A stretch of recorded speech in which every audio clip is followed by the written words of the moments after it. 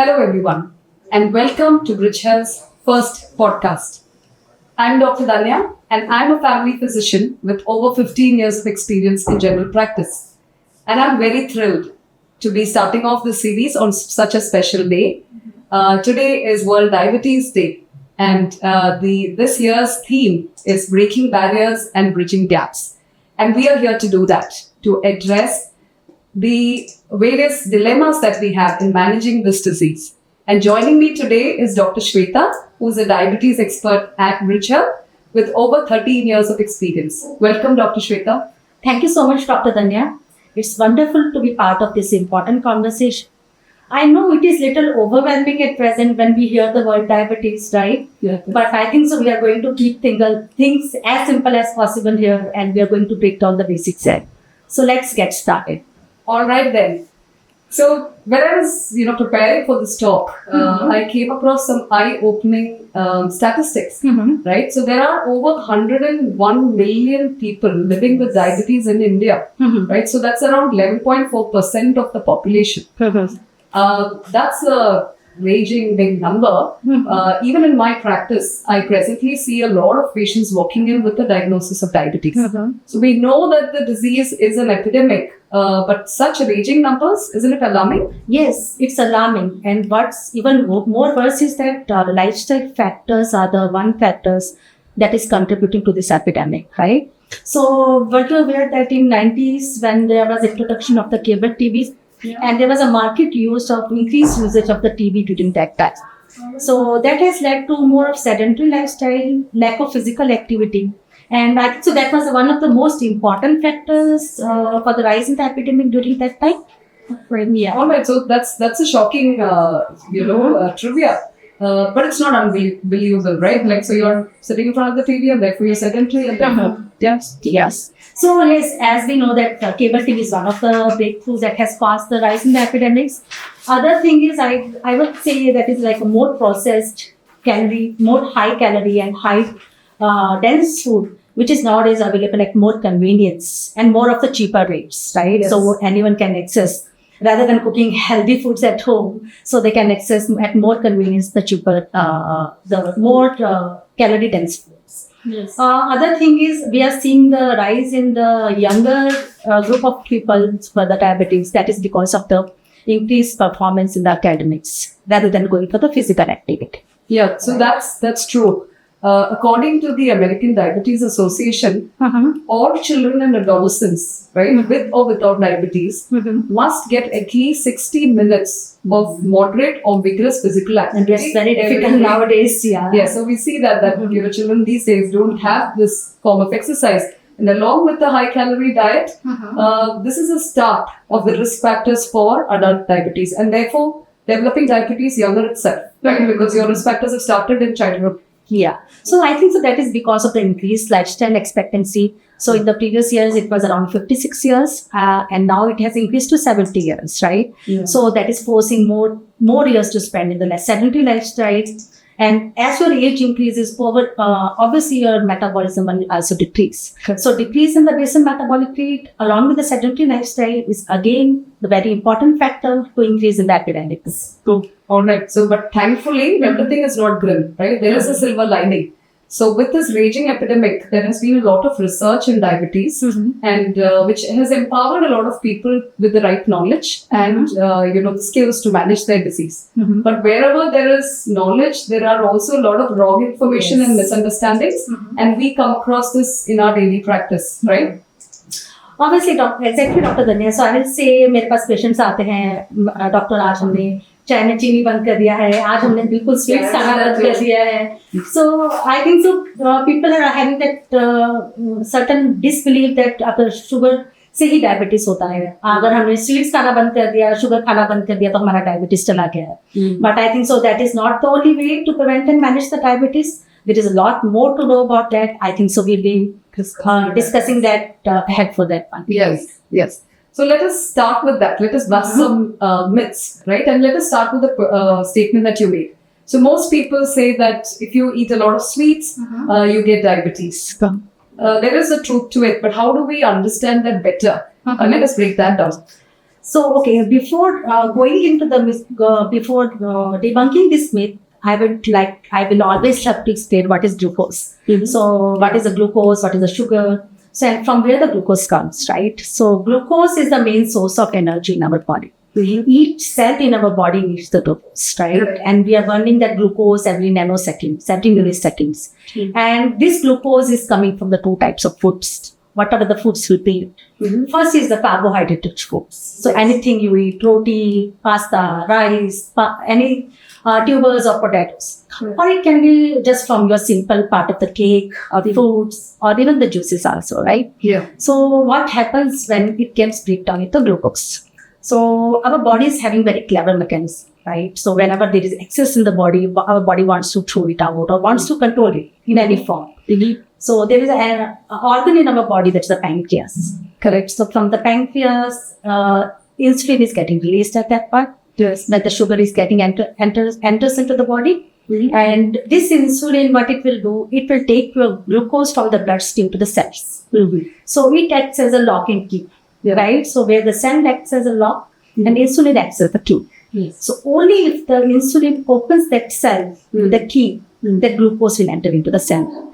So, and where this glucose is further utilized in the liver, your skeletal muscles and your fat cells for the energy.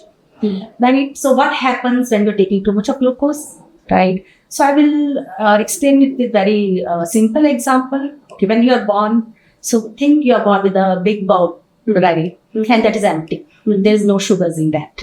Over the decades, you keep eating junk foods, you keep eating carbohydrate foods. Large amount. Yeah, so that it will get filled up. And certain point, but the point will come when the sugars will start overflowing from that bowl. Right? So what happens then? There's an overload on the pancreas. So a pancreas has to produce more of insulin. Correct. So pancreas is bombarding your cells with the more and more of the insulin.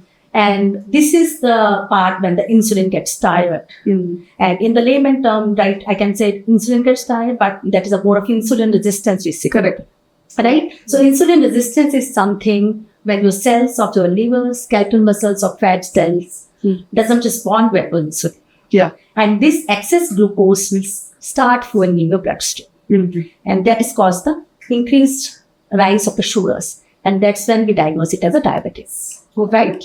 And I think so obesity, again, if there's any inactive insulin in your body, it will cause the more fat storage in your body. So there is a vicious cycle. More fat storage, more insulin production, more insulin resistance. You are getting obesity, inflammation in your body, right? And that's the again, the increased risk factor for your diabetes. And Dr. Dhanya, I was just reading some articles. So some international studies have come up. So if you cut down the sugars in first 2 years of your life, right? Like from the conception to 2 years of the age, the childhood. Okay. So that can decrease your risk of 35% in the diabetes. Oh, all right. That's quite informative, isn't it? I mean, that's like from conception to 2 years of age. Yes, from conception to 2 years of age. And mothers comes to me and they say, okay, हम बच्चे को इतना sugar देंगे, उसमें healthy weight gain होगा, so he will grow better. But I think so this is just a myth. So we should not encourage mothers to put extra sugars in the cereals or in the foods. Or give them the junk food when they're young. Yes, and as early as from conception. So that's very important. That's useful information.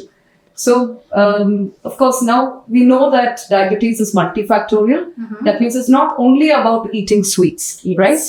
Which is commonly believed. So there are a lot of other lifestyle factors like inactive lifestyle, chronic stress, lack of sleep, taking a lot of excess products like alcohol, smoking. All these can pose as risk factors for diabetes. So it's not as simple as saying that if I eat a lot of sweets, I will become diabetic, right? So that's good. So that brings us to the next myth that we have, or a fact you should tell us. So a lot of patients, and you must have heard this, coming to us saying that my parents have diabetes and therefore I will also invariably have it.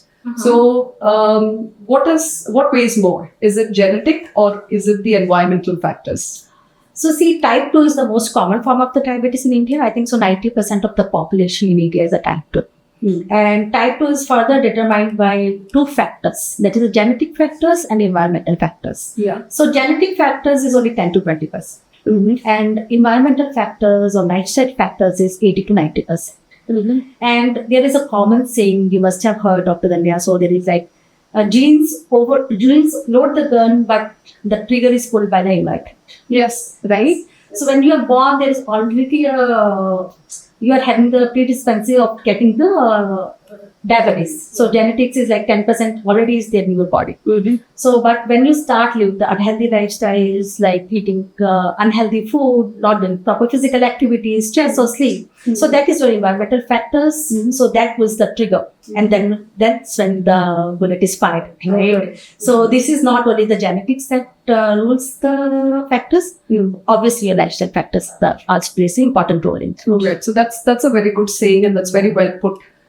So it's not, the genes you cannot choose, but at least your environmental factors or your lifestyle factors you can choose. So that's well put. So that gets me to the next question. And this is something that most people, have a false reassurance. So when I tell them about diabetes developing in them, showing them their risk factors, they say that my parents got diabetes when they were in the 70s and 80s. And they somehow are falsely reassured that they will not get it young, which is not the case, because we are seeing a lot of diabetes occurring in the younger age group in between the 20 to 45 years. So what do you have to say to that? So as you have seen in our common practices, nowadays the patients are not solely the older people like 70 to 80 years old who are coming to which was in the past. Yeah, which was in the past. So I think so most age group we are seeing nowadays rise in the cases is around 20 to 45 years. So, and most patients are like diagnosed with the pre-diabetes or the diabetes with the high sugar levels. So I think so, yeah, it is not solely the disease of the old age, but yeah, in the younger age, yeah, we can wear it's quite an alarming number. Yeah. If you ask me, 1 out of 10 people coming into the OPD is a diagnosed diabetic. Yeah. And apparently in the next 5 years, that's going to be 4 in every 10. And that's quite worrisome, Yes, right? yes. So as we have seen, we are living in the Bangalore, the city of convenience, right? Where everything is available at the blink of the eye or the click of the button. Right?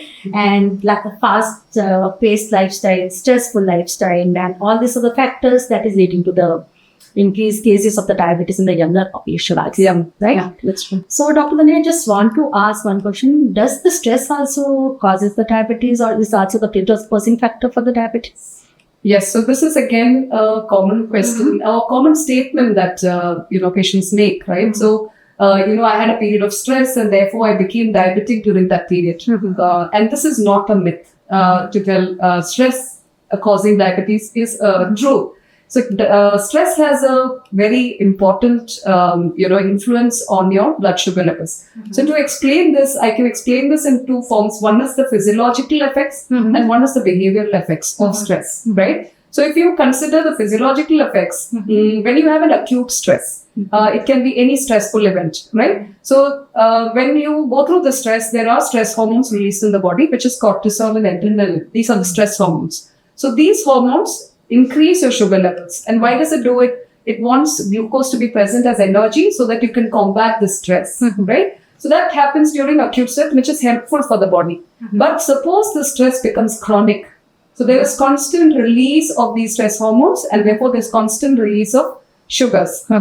So what happens? The cells become insulin resistant, what you talked about before, right? The lock and key mechanism where there is insulin, there is blood sugars, but it's not able to stuff it into your cells. And this can happen over time with chronic stress. Also, we know that chronic stress causes inflammation. And we know that inflammation also raises sugar. A lot of people with inflammation, diabetics, their sugar levels were uncontrolled at that time. So all these factors as physiological factors are responsible for increasing blood sugars when you're stressed.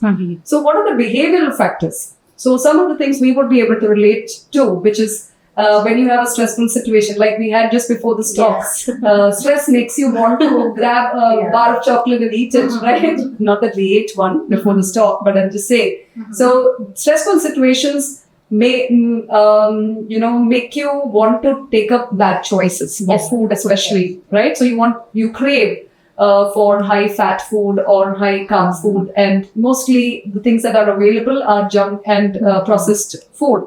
So this can increase your blood sugar levels over time, and if you're stressed all the time, you're making poor choices all throughout. So that's something that it's a behavioral pattern. And also that, stress can make you fatigued. And also the fatigue can give you less motivation to move.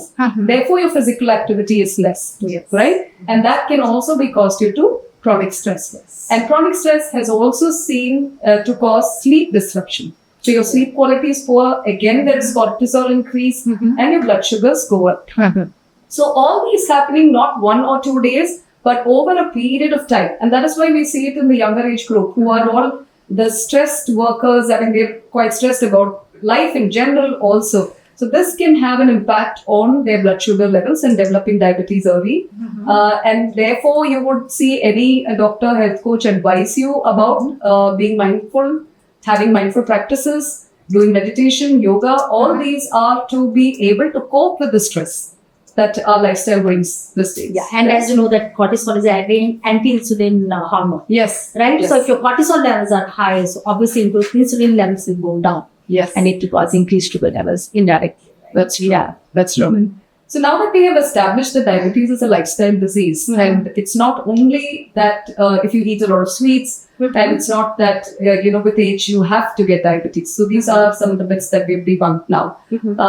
So what is that you would tell your patients, Dr. Shweta, who ask you, so what should I do to prevent diabetes and pre-diabetes? So whenever the patient comes to me and say कि doctor हमें कोई short form बता दो जिससे मेरा sugar कम हो जाए, मैं कहूँगी उसका तो कोई शॉर्ट फॉर्म नहीं है, but to remember this, there is one short form that is new start, I say. All right, new start. What's that? So N starts for your nutrition. So nutrition plays a very important role in managing your sugars. That's right. So if your diet is not proper, there will be improper glycemic control, lipid controls, and your weight will not be under control. So diet plays an important role for glycemic, lipids, and weight management. Yeah. So include foods which are rich in complex carbs, fats, adequate fibers, and more of proteins. Right. So there is always a healthy plate concept. We say so. This much should be the carbohydrates. This should be the proteins in your plate, and fat should be there. Right.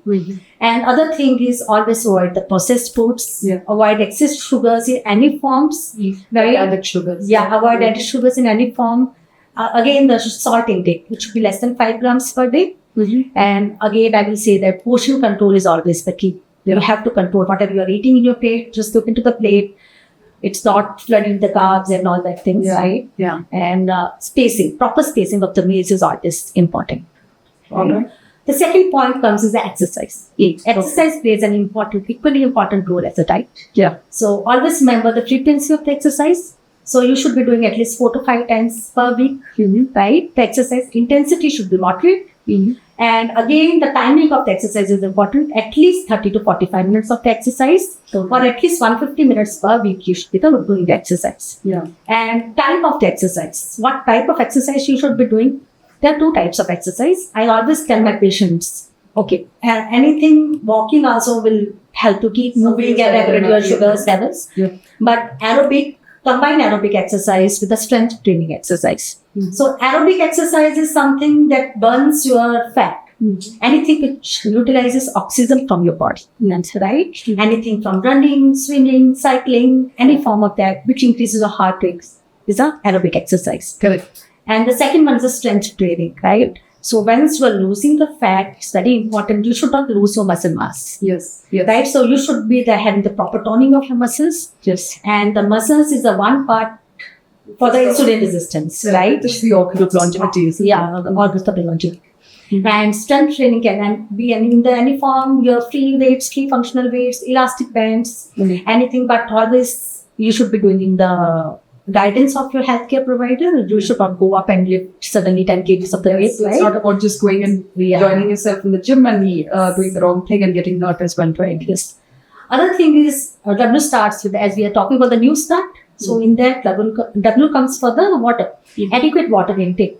So anything from the 3 to 4 liters of water, again depending on your lifestyle and everything. So that is very important. Correct. So a lot of people don't feel thirst and they say that how to drink this 3 liters of water, right? Most of us are inadequate of that. So I always tell them, watch the urine, right? So if the lighter the urine color, that means you're drinking enough for that environment, or the better. Right. And S part comes for the stress in the sleep, as you have explained it very well, that how the stress and the lack of the sleep affects your sugar levels. And T is the temperance to use the good things in the moderation and avoid any bad things. Yeah. So bad things, avoiding the excessive smoking, alcohol, or tobacco usage, right? Habits, yes. Any of the habits can be the temperance.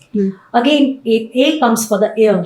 Air is the very essential element for our breathing. So I'll always tell my patients go for some deep breathing and relaxation techniques. Yes. Right. So that's very important to keep your stress at bay. Yes. And to keep your distress cool and control the sugar levels. Yeah. And again comes the rest. Rest and recovery is very important. If you're not giving your body the proper rest and recovery, you're going to the toss. Yes. Right? Body and mind. Yeah, body and mind is into the toss. True. And the T again comes, take control of the things, like trust in your abilities, like that you can control and prevent the disease and get empowered with proper knowledge. Correct. That's very simple and I think very easy to recall, right? Yes. So all of you should remember the new stuff. So there is one angle where we have told them how to prevent diabetes or pre-diabetes for that matter. But it's also important for us to screen for this, whoever is at risk, because sometimes, like you said, 10%, 20% is the genetic load. So who are the people at risk and how do we usually screen them? Okay, so screening is like the mirror for your body, right? So whatever is happening in your body, you're not knowing what's happening in the body. And one fine day, the patient comes to me with all the complications of the diabetes and everything, right? So it's very important to screen the patient. So screening is the tool for the undiagnosed diabetes, right? So whenever the patient comes in the early age. So there is a very simple and effective, cost-effective tool, 2-minute tool that is approved by the ATA, that is IDRS. So it is Indian Diabetes Risk Scoring System. Oh, I'm sorry. 5 years. IDRS is an Indian Diabetes Risk Scoring System. So again, the 4 components comes in that. First is the age. If your age is less than 35, you are at lower risk. If your age is more than 50, you are at higher risk. The second part comes the physical activity. So how much exercise you are doing. As I already told, the 4 components of the exercise: frequency, intensity, time, and the type of the exercise. And the third part comes the genetics. Right? Your father is a diabetic, your mother is a diabetic, or both of them are the diabetics. So again, there is a different scoring system for that. Okay. And fourth part is your base circumference, in terms of bend size, right? So anything in the males, it should be less than 90 centimeter, and in the females, it should be less than 80 centimeter. So that is a normal part. Anything more than or above that puts you at the risk for the diabetes, right? And again, the scoring is like divided into, if you are having the more scoring of more than 60, so you are having the very high risk of getting diabetes. Right. So this categorizes people into certain risk groups. Yeah. Who would also maybe for health providers, we would suggest that who would want to get screened more often and who could And 30 to 50, if anything is there, it is a moderate risk. Less than 30 is a low risk for the diabetes, right? So, and any person who is diagnosed as a diabetes should go detailed physical examination of height, weight, their BCA, that's the body composition analysis, right? That's very important to know how much the weight of your and how much the protein in your body and everything, the muscle mass and everything. And other thing is the waist circumference, as I already told, waist hip ratio. Yes. And detailed lab evaluations. Okay, so to know which type of diabetes they are having, how much is their glycemic control, and whether they are at the risk of any complications. Yeah. Right, and what are the tests usually we do for the screening is the fasting blood sugars. So fasting blood sugars less than 100 is a normal. Anything between 100 to 126 is a pre-diabetes, and more than 126 again is a diabetes. But again, I will say this is not the only solely factor for diagnosing the diabetes. There are a few other factors for that. And the second one is the PPBS, that's the postprandial blood sugars.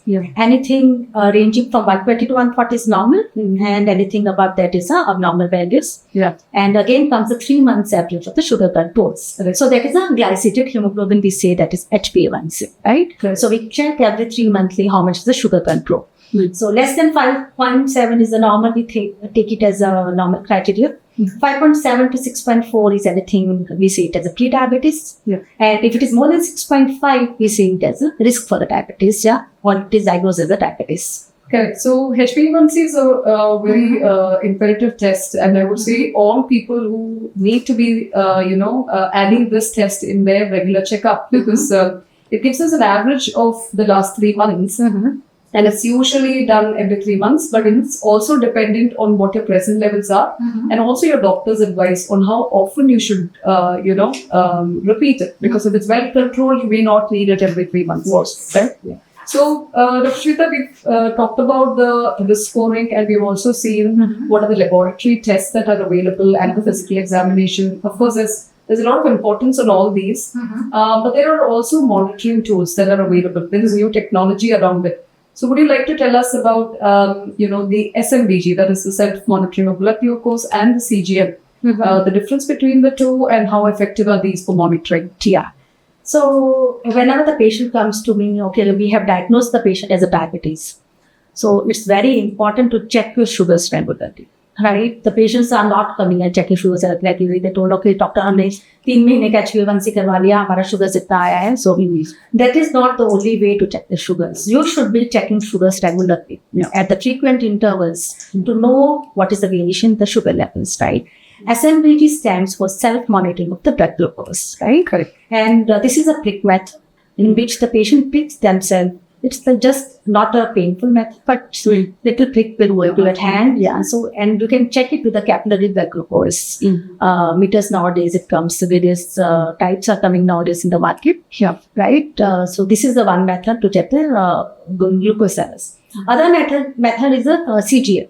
So CGM is something called as a continuous glucose monitor, in which continuous glucose monitor itself explains the word that is continuously monitoring the glucose levels. So it gives you a real-time insights, right? And it is a painless procedure, right? You don't have to prick every time. So there's one device that is fixed on your arm, and it's completely painless, and where it will be checking your sugar levels. And CGM gives you real-time insights regarding your food, your medications, your stress, and the sleep. All your sugars are getting ordered according to that. All right. So, I mean, how far diabetes has come in terms of the technology as well, right? So, this is really empowering to know. Tell me, Dr. Shweta, can anybody use a CGM, or is it only for diabetics? Okay.